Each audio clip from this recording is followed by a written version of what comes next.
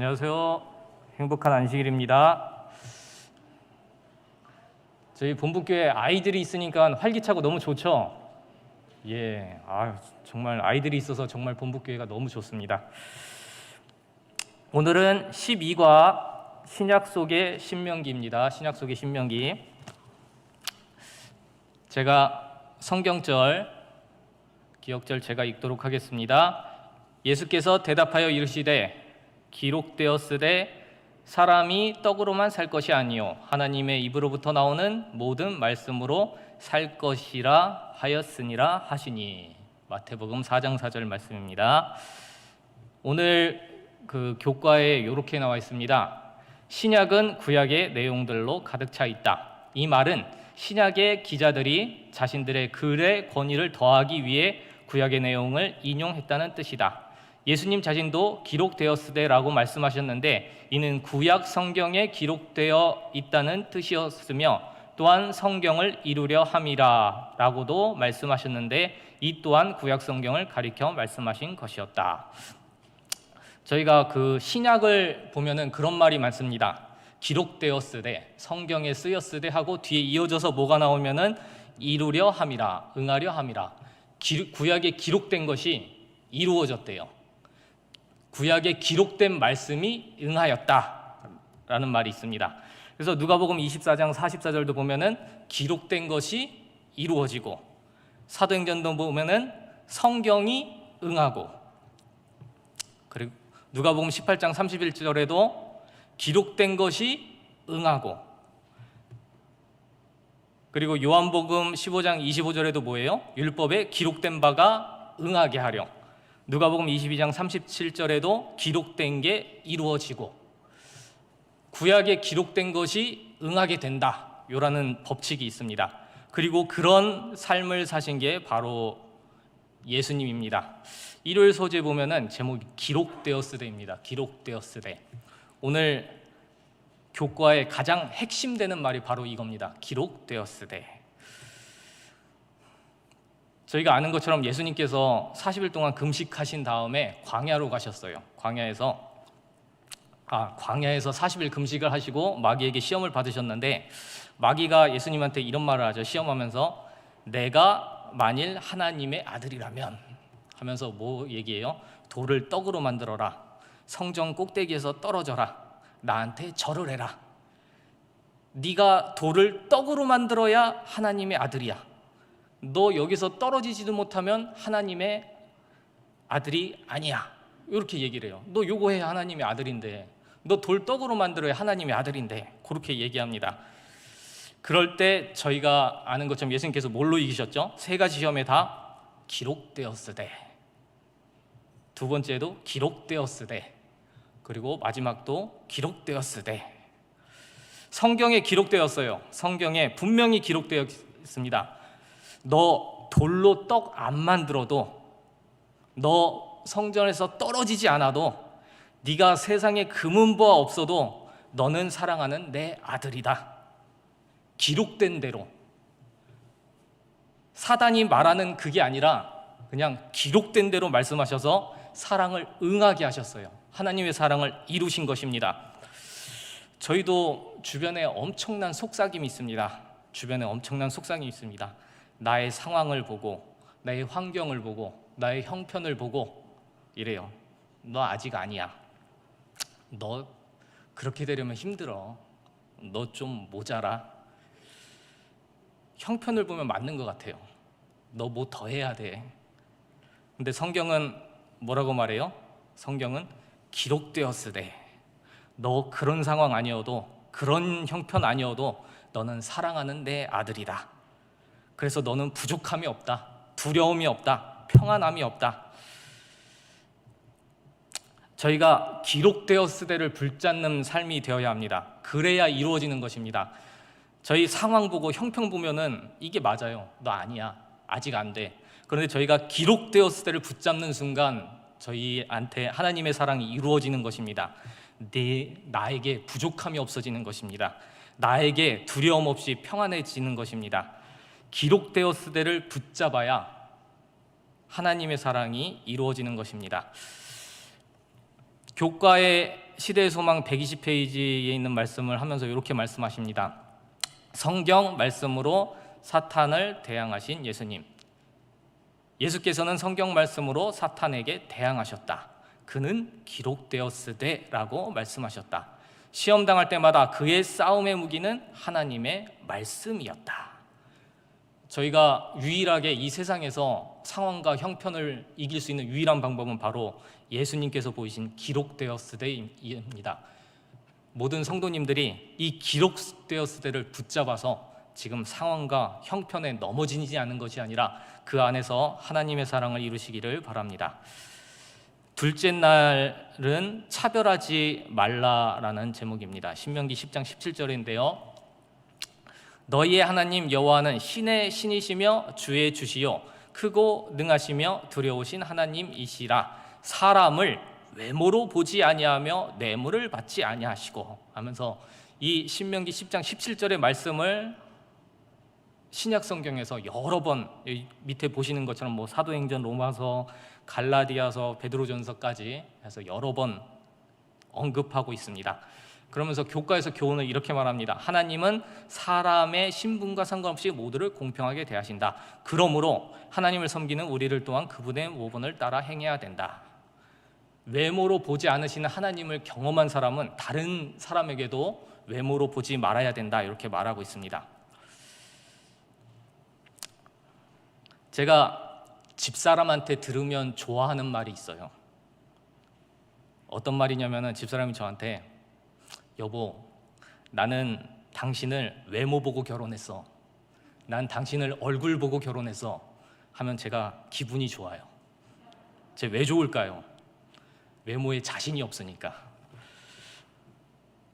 저는 제 외모를 알아요. 저는 지금 외모를 알아가지고 제가 설교한 게 이게 유튜브로 나가잖아요. 저는 그거 2번 다시 못 보겠어요. 정말 못 봐주겠어요. 눈은 왜 그리 작고, 입은 나오고, 또 목소리는 또 왜 그러고. 저희 동창들 중에 놀래는 친구들이 있어요. 동창들 중에 이래요. 제 소식을 듣고는 걔가? 목사라고? 그것도 본부교회? 아무리 봐도 외모로 보나 뭐 하던 걸로 보나 쟤는 목사 아래가 아닌데 제가? 저는 외모로는 진짜 아니에요. 그런데 하나님은 그거 상관없다고 하세요. 외모, 하던 실력 다 아는, 막 여러 가지 다 보시고도 그런데 상관없으시대요. 내 자신이 봐도 아닌데 하나님은 괜찮으시대요. 이런 게 뭐죠? 이런 게 사랑이에요. 사랑. 저희가 뭐 좀 잘난 것 같아가지고 막 이렇게 우쭐대다가 저희보다 좀 잘난 사람 붙여놓으면 어때요? 진짜 내 자신이 막 초라해지고 별 볼 일 없어요. 누구랑 비교하면은 진짜 나 자신이 막 하찮아져요. 능력도 없고 좀만 힘들어지면 넘어지고 쉽게 포기하고 어쩜 그렇게 유혹에는 잘 흔들리고 넘어지는지. 외모로 보면은 진짜 나는 아니에요. 진짜 나는. 그런데 하나님은 외모를 보지 않으신대요. 그냥 나 자체를 사랑하신대요. 그래서 신명기 10장 17절의 말이 맞아요. 신의 신이시자 주의 주고, 이게 맞아요. 외모를 보지 않으세요. 외모를 그냥 사랑하세요. 그러시니까 신의 신이고 주의 주신 것입니다. 그리고 신명기는 한 번 더 얘기합니다. 이런 사랑을 아는 사람들은, 이런 하나님의 사랑을 받은 사람들은 다른 사람들도 외모로 보지 않는데요. 오늘 참 여기 그 기도가, 교과에 나온 기도, 좋은 기도가 있습니다. 제가 한번 읽겠습니다. 하나님을 믿는다고 하면서도 여전히 세상이 사람을 평가하는 기준으로 상대방을 바라보며 차별하는 때가 있습니다. 하나님의 시선으로 서로를 바라볼 뿐 아니라 예수님처럼 차별 없는 사랑을 실천하게 도와주시옵소서. 예. 셋째 날 제목은 나무 위에서 저주 받음입니다. 신명기 26장 27절에 이런 말씀이 있습니다. 이 율법의 모든 말씀을 실행치 아니하는 자는 저주를 받을 것이라 할 것이요. 근데 요 저주를 받는 사람들은 신명기 21장 23절에 보니까 어떻게 된대요? 저주를 받는 사람들은 나무에 달려 죽는데요. 율법의 모든 말씀을 실행치 아니하는 자는 저주를 받아가지고 나무 위에 달려 죽는데요. 우리 성도님들 어제 율법 다 실행하셨나요? 저도 그런데 그럼 제가 나무 위에 달려가지고 저 죽어야 되는데 어떡할까요? 그런데 이게 실행되었는데 참 은혜입니다. 갈라디아서 3장 13절에 보면 그리스도께서 우리를 위하여 저주를 받은 바 되사 율법의 저주에서 우리를 속량하셨으니 기록된 바 나무에 달린 자마다 저주 아래 있는 자라 하였습니다. 구약에 말한 이 신명기의 말씀이 성취되었어요? 안 되었어요? 이루어졌어요. 이루어졌는데 저희한테 이루어졌어요? 누구한테 이루어졌어요? 저희를 사랑하시는 예수님이 이걸 이루신 것입니다. 구약에 쓴 건데 이루어져야 되는데 예수님께서 나를 사랑하셔서 예수님께서 대신 죽으셨어요. 구약에 기록된 것 중에 정말 가장 안 좋은 거 이건데 이게 저희한테 이루어진 게 아니라 예수님이 사랑하셔서 예수님이 이루어지고 가장 좋은 거는 저희한테 주셨어요. 영생을 주셨습니다. 영생. 사랑하셔서. 중요한 거는 바로 이겁니다. 갈라디아서 3장 13절도 성경에 기록된 것입니다. 기록되었기 때문에 이런 기록된 대로 사는 사람들은 저주를 받지 않고 영생을 얻게 되는 것입니다. 요거 시간 때문에 넘어가겠습니다. 넷째 날입니다. 모세와 같은 선지자. 신명기 18장 15절에 이런 말씀이 있습니다. 내 하나님 여호와께서 너희 중 내 형제 중에서 나와 같은 선지자 하나를 너를 위하여 일으키시리니 너희는 그를 들을지라. 모세가 나 같은 선지자가 일어날 거다 했는데 그러면은 모세가 선지자로서 어떤 일을 했나? 교과는 이렇게 말합니다. 모세와 같은 이 선지자 역시 하나님과 백성들 사이의 중재자가 될 것이다. 모세가 선지자 역할로 백성들 사이에 중재를 했대요. 어떤 중재를 했냐면은 이런 말씀이 있죠. 여호와 입에서 나오는 모든 말씀으로 사는 줄을 너로 알게 하려 하심이라. 모세가 백성들에게 말씀을 계속 줬어요. 사랑의 말씀을 계속 줬어요. 살리는 말씀. 하나님한테 말씀을 받아가지고 그걸 계속 줬어요. 그게 중재자 역할이었습니다. 선지자로서의 중재자 역할이었습니다. 그거를 예수님께서 똑같이 하셨어요. 예수님께서 이렇게 말씀하시죠. 내가 하늘로서 내려온 것은 내 뜻을 행하려 함이 아니요 나를 보내신 이의 뜻을 행하려 함이라. 내가 너희에게 이른 말이 영이요 생명이라. 예수님께서도 이 땅에서 모세와 같은 선지자로 백성들에게 생명의 말씀을 전하셨어요. 사랑의 말씀, 살리기 위해서. 그리고 베드로가 또 이렇게 말하죠. 주의 영생의 말씀에 계심에 우리가 네게로 가오리까. 베드로가 말합니다. 영생의 말씀이 여기 있습니다. 나를 살리는 말씀이 여기 있습니다. 저는 이걸 절대 떠나지 않겠습니다. 저희도 베드로와 같은 이런 마음을 가지고 고백해야 합니다. 하나님의 말씀은 나를 살게 하는 사랑 있는 삶의 원동력이야. 내가 이것 떠나면 살지 못한다. 이렇게 저희도 고백을 베드로처럼 해야 합니다. 그래서 다섯째 날 제목이 두려운 일인데요. 저희가 두려워할 일은 딱 한 가지입니다. 생명의 말씀을 떠나는 것입니다. 교과에 이렇게 말합니다. 너희는 그들보다 더 많은 빛과 진리를 가지고 있을 뿐만 아니라 너희의 죄를 위한 하나님의 아들의 희생 또한 알고 있다. 그러므로 만일 너희가 이 사실을 알면서도 하나님을 떠난다면 너희가 감당해야 할 형벌은 그들이 받았던 것보다 더 클 것이라고 말하고 있는 것이었다. 사람은 사랑이 없으면 끝입니다. 사랑 없으면 생명이 없는 것입니다. 신명기가 계속 끝없이 말해요. 끝없이 기록되었을 때 이렇게 살아야 된다. 신약에서도 계속 얘기합니다. 내가 한 게 아무것도 없어도 나를 사랑하시는 하나님의 사랑으로 산다. 나의 외모가 못나고 능력이 없고 제대로 하는 것이 없어도 나를 사랑하시는 하나님의 사랑으로 살아간다.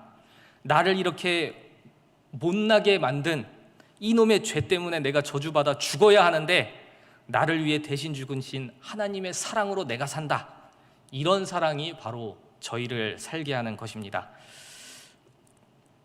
화이트 부인이 이런 말씀을 하고 있습니다. 우리는 주님께서 우리를 인도에 오신 길을 잊어버린 것 외에는 미래에 대하여 두려워할 것이 아무것도 없다. 저희가 두려워할 것은 주식 떨어지는 게 아니래요.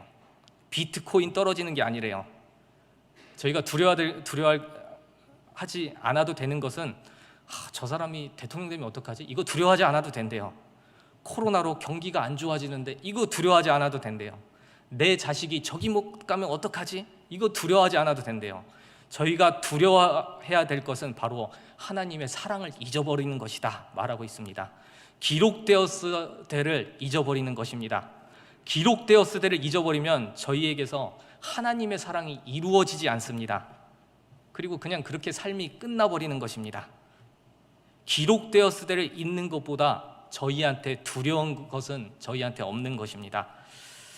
근데 희망은 바로 이것입니다. 이걸 반대로 말하면 뭐예요? 만약 저희가 기록되었을 때를 붙잡고 있으면 두려울 것이 없는 것입니다. 절망할 것이 없는 것입니다.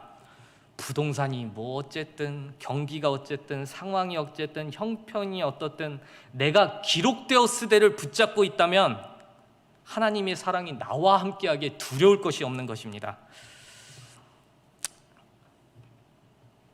교과 마지막에 이렇게 말하고 있습니다. 죄인들도 회개하는 한 절망할 필요가 없음. 행악자들은 다가올 심판의 날과 모든 범죄자들을 신속한 멸망으로 형벌을 하시겠다는 하나님의 뜻에 대하여 엄숙한 경고를 받았다. 그러나 아무도 희망 없이 버려둔 바 되지 아니하였으니 이는 심판에 대한 예언은 사람들로 하여금 회개하고 하나님과 화평을 누리라는 초청이 동반되어 있기 때문이다. 여호와께서는 내게로 돌아오라. 그리하면 나도 너희에게로 돌아가리라고 호소하셨다. 저희가 두려워할 것은 오직 한 가지입니다. 기록되었을 때를 잊어버리는 것, 하나님의 사랑을 잊어버리는 것입니다. 오늘 신약에 나와 있는 이제 신명기에 대해서 살펴봐야했는데요. 단 한 가지입니다. 기록되었을 때가 신약에서 이루어졌고, 또한 저희 안에서 기록되었을 때를 붙잡는 동안에는 저희가 두려워할 것이 없습니다. 바로 하나님의 사랑이 이루어질 것이기 때문입니다. 오늘 교과를 마치겠습니다.